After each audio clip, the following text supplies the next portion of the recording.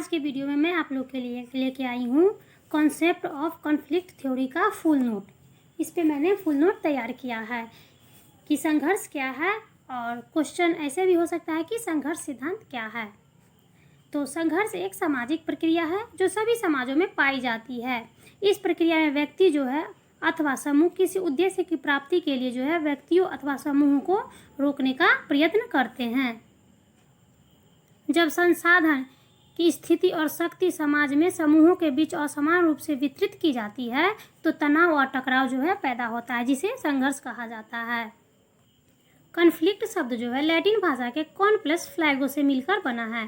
Cone का अर्थ होता है टुगेदर तथा फ्लैगो का अर्थ होता है टू स्ट्राइक। इसका अर्थ यह हुआ कि लड़ना, प्रभुत्व के लिए संघर्ष करना, विरोध करना, किसी पर काबू पाना इत्यादि जो है संघर्ष है।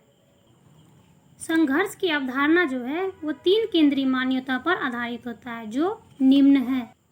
पहली मान्यता है व्यक्तिगत हित और स्वार्थ। व्यक्तियों के जो है कई तरह के बुनियादी स्वार्थ होते हैं और लोग इनको किसी न किसी तरह से अवश्य पूरा करना चाहता है।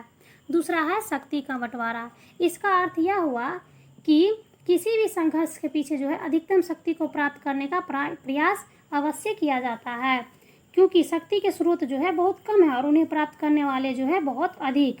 तो शक्ति या सत्ता जो है समाज रूप से बटे नहीं होते हैं। किसी के पास बहुत अधिक शक्ति केंद्रीय होती है और किसी के पास बहुत कम। हर व्यक्ति या समूह जो है शक्ति में अधिकतम हिस्सा चाहता है और इसी कारण जो है संघर्ष कभी नहीं टलता है और यह अवश्यंभावी प्रक्रिया होती है। और तीसरा है मूल्य और विचारधारा।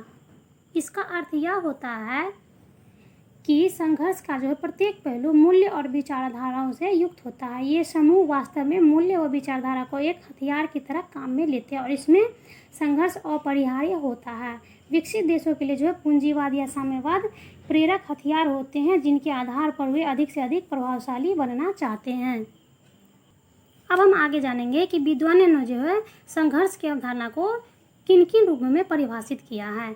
तो पहले है इरविंग जैटलिन। इरविंग जैटलिन के अनुसार जो है सामान्यतः संघर्ष अंतर्वैयक्तिक असहमति और झगड़ों के कारण होता है। ये अंतर्वैयक्तिक झगड़े जो है वर्ग संघर्ष का रूप लेते हैं और इन्हें ही अंतर्राष्ट्रीय स्पर्धा और युद्ध के रूप में देखा जाता है। उपर्युक्त विवरण से यह स्पष्ट होता है कि संघर्ष अंतर्वैयक्तिक असहमति तथा झगड़ों के कारण होता है। दूसरा जो है ये वर्ग संघर्ष का रूप ले लेते हैं और तीसरा है इसे स्पर्धा एवं युद्ध के रूप में देखा जाता है। दूसरे विद्वान है अर्नाल्ड टॉइनबी। टॉइनबी के अनुसार जो है सभ्यताओं का विकास चुनौती और प्रत्युत्तर सिद्धांत जो के द्वारा ही हुआ है। टॉइनबी की अवधारणा से यह स्पष्ट होता है कि सिंधु नदी घाटी जो है सभ्यताओं का विकास इसलिए हुआ कि घाटी के लोगों ने प्रकृति को चुनौती दी और उसका सम्यक रूप से सामना किया और इसके परिणाम स्वरूप जो है सभ्यता विकसित हुई। तीसरे विद्वान है लेविस कोजर। लेविस कोजर ने the function of social conflict में लिखा है कि जिसमें व्यक्ति सीमित साधन और शक्ति को प्राप्त करने के लिए विरोधी पर अपना दावा प्रस्तुत करता है और इस प्रयास में जो है प्रतिद्वंदियों को चोट पहुंचाता है या उन्हें समाप्त कर देता है। कोजर की अवधारणा से यह स्पष्ट होता है कि व्यक्ति जो है अपने सीमित साधन और शक्ति को प्राप्त कर विरोधियों पर अपना दावा करता है तथा जिससे प्रतिद्वंदियों को चोट पहुँचता है और यह समाप्त करता है। कोजर जो है संघर्ष के दुष्परिणामों पर जोर देने के बजाय जो है संघर्ष के प्रकारों या उससे होने वाले लाभ पर ही अपना ध्यान अधिक केंद्रित करते हैं। अगले विद्वान है प्रोफेसर ग्रीन। प्रोफेसर ग्रीन के अनुसार जो है संघर्ष जानबूझकर किया गया हुआ प्रयत्न है जो किसी की इच्छा का विरोध करने, उसके आड़े आने अथवा उसके दबाने के लिए किया जाता है। ग्रीन की अवधारणा से यह स्पष्ट होता है कि हिंसा और वह आक्रमण के साथ उत्पीड़न को भी संघर्ष का एक प्रमुख तत्व स्वीकार किया जाता है।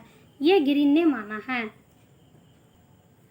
अब निष्कर्ष के तौर पे यह कहा जा सकता है कि संघर्ष समाज की एक वास्तविकता है जिसे कोई भी नकार नहीं सकता। हर समाज के अपने अपने संघर्ष होते हैं, यह कभी टल नहीं सकता है और यह जो है अवश्यंभावी होता है। तो आज हमने बतलाया संघर्ष पे कि संघर्ष सिद्धांत क्या है, उस पे हमने फुल नोट तैयार किया था और आज के वीडियो में हमने इसी पे चर्चा की है।